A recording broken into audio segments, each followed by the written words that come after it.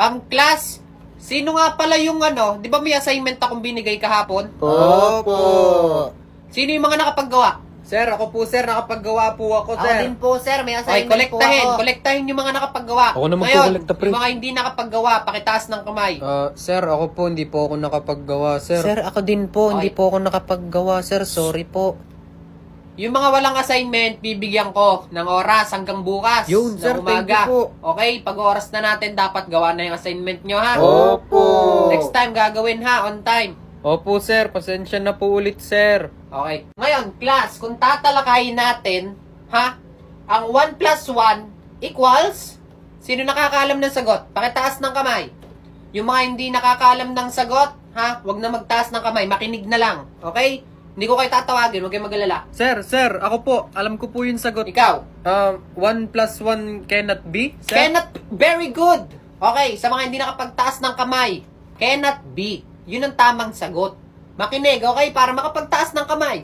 Kasi sa mga nagtataka kung bakit 1 plus 1 cannot be, pwede rin kasi yung maging 1 plus 1. Sir, may 11 o'clock. nakakain dito sa likod, sir. Baka marinig ni sir yung pagkain. Ano kinakain mo?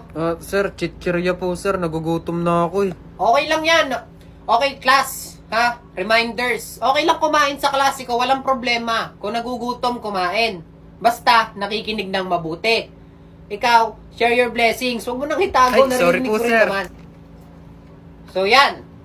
Ikaw, Apolangge, kaya mo bang isolve tong problem sa board kahit walang nakasulat? Ay, sir, ano po eh, hindi ko po naintindihan sir, hindi ko po kaya.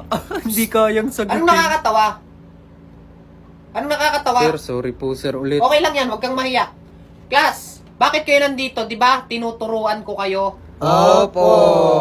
Yun naman pala eh. So ngayon, hindi nyo naman kailangan pagtawanan. Ha? Nakikinig naman siya. Baka hindi lang nagigets agad.